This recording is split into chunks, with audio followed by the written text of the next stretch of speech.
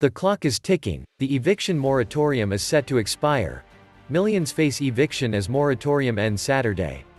This is an eviction tsunami. With the federal eviction moratorium expiring over the weekend, some renters are worried they'll soon be without a place to live. Welcome to the biggest eviction horror show in US history. Filled with displaced people and their assets, I wonder what the streets will look like in the next 90 days. Same for people that have defaulted on their mortgages.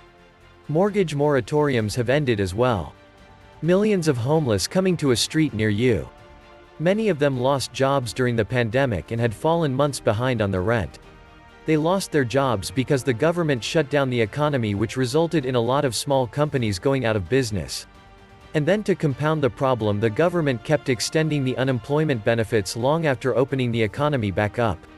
So that when the few small businesses that survived opened back up, they couldn't find anyone willing to work for them. After all, why work when you're getting paid not to? And now the few small businesses that survived the shutdown are finally going under also. And then the government again made problems worse by placing a moratorium on rent. So now there are all kinds of business properties and home rental properties that have gone into default and are being bought up by the rich elites for pennies on the dollar. This is exactly what the elitists had in mind. A transfer of wealth and property from the middle class to them. Soon they will own everything and we will own nothing. Mission accomplished. Our government is very evil. They are not looking out for our best interests. They are looking to further enrich themselves at our expense so they can rule over us. Welcome back to the Atlantis Report. You are here for your daily dose of the truth, the whole truth, and nothing but the truth. Please take a second to hit the like button, hit the subscribe button, and don't forget to also hit the notification bell. Thank you. A historic eviction crisis looms over America. At least about 3.6 million Americans face the risk of literally being thrown out of their homes as an 11-month-long moratorium on evictions that was put in place due to the pandemic has now expired. Now, just hours before the moratorium's expiration, the Congress erased on Friday to try and extend the ban in a long-shot effort to prevent millions of Americans from being evicted from their homes amidst an ongoing COVID-19 surge. The United States' federal moratorium on the eviction of tenants who fell behind on rent during the pandemic is set to expire this weekend. The protection had prevented landlords from evicting tenants who fell behind on their payments during the pandemic. But the U.S. Congress has failed to pass a last-minute extension, leaving millions of Americans with the threat of losing their homes, as COVID-19 sees a resurgence across the country. Latest figures from the U.S. Census Bureau show 10 million Americans are behind in their rent. Not only are these people going to be evicted, many of them do not have an adequate work history to satisfy a landlord's application once they are evicted, and many have no jobs at all. Lots have lost their careers. You cannot rent a home without a job.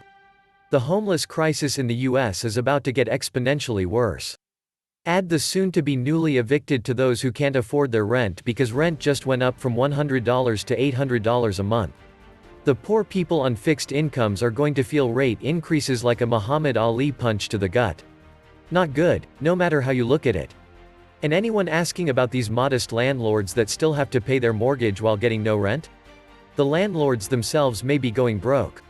They have expenses of their own. We need to understand that those landlords still have mortgages to pay to, and a year and a half of non-payments is harsh. Many of the rental properties will go to ruin. This happened at a smaller scale in New York City in the 1970s.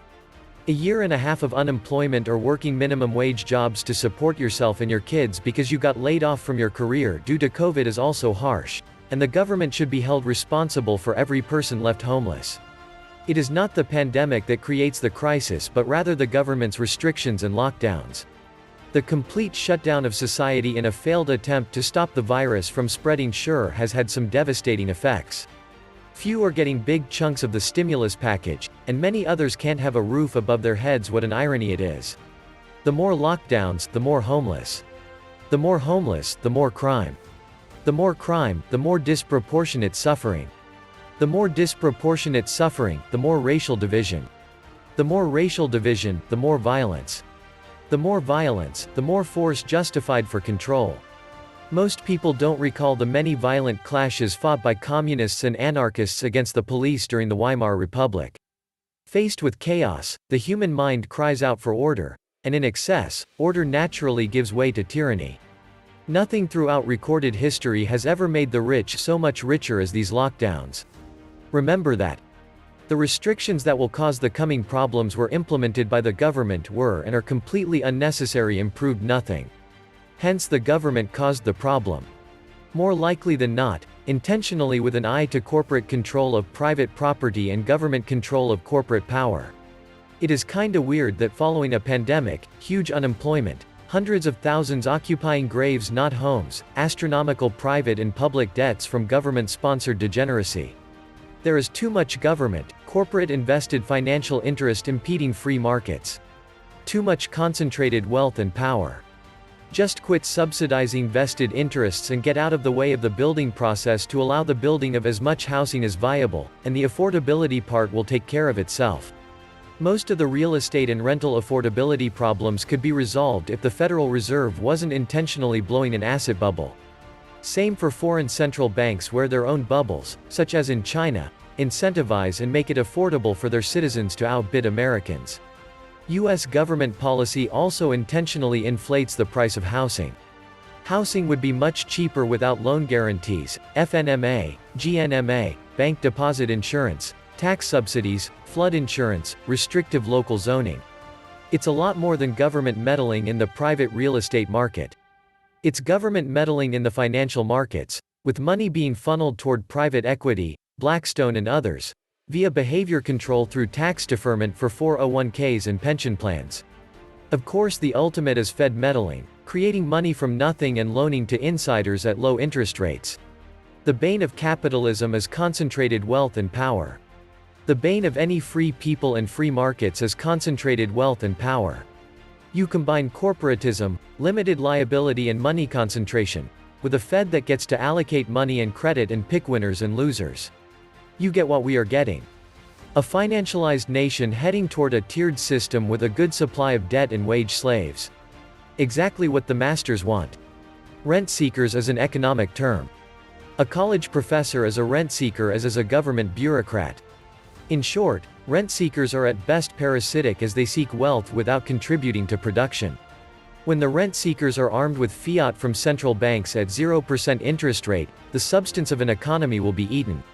The counterbalance to this is the natural interest rate that connects production and wealth. This rate is 3%. If old dead economists are correct, the result will be ugly. This is an old true story.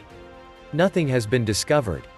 Broadly speaking, there are only producers and consumers in an economy, period. Rent-seeking is neither good nor bad. It is a simple classification to try to model an economy as to what side of the equilibrium an activity falls.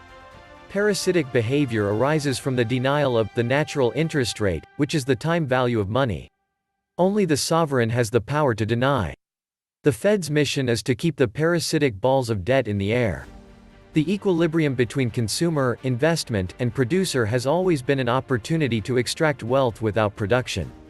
This is called government, and it has worked great for them. This process of wealth extraction is carried out by a devious and manipulative cadre of people we call the politician. Seems obvious that while government is assuming responsibility for the flow of consumer income, that private enterprise will step in front of them. Inflation would happen. Always figured that when the government buys dinner, the vendors raise prices, and the consumers paying cash pony up the difference, but that never really happened. The incentive to be a landlord in the era of rent controls is what exactly? The excess supply comes to market and your bottom line takes a hit. Then the government has to bail you out. The only people who seem to be heading in the right direction are the gold bugs. They know the money is no good. Personally, I am implacably opposed to any open-ended unlimited entitlements, whether for the rich or the poor. The most extreme example is what we have with monetary policy and the Federal Reserve Board put benefiting the most affluent the most. More generally, the rent moratoriums, mortgage forbearance, and additional unemployment where the government has no clue whether the recipients are in need and doesn't care either. It doesn't matter who's in charge of our government any longer. We are so far gone that a gigantic reset cannot be avoided. You don't have to go back to the Roman Empire. Go back 100 years. We are like the Austrian-Hungarian Empire in 1912, 1913-1914.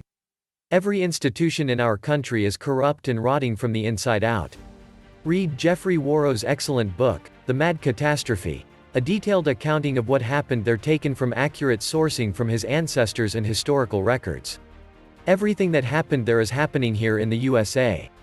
America is now an oligarchy with a few at the top, a vast underclass, and an eviscerated and ever-shrinking middle class. In America, the top 1% now own nearly 40% of the nation's wealth.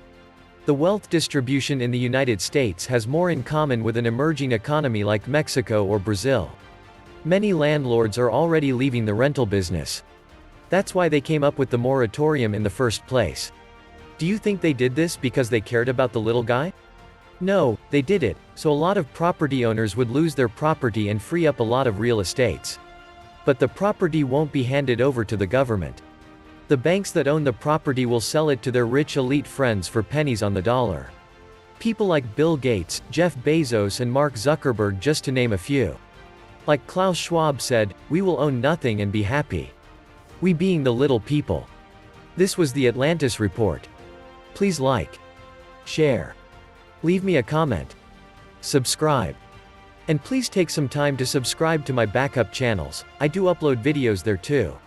You'll find the links in the description box. You will also find a PayPal link if you want to make a donation. Thank you wholeheartedly to all those of you who have already donated.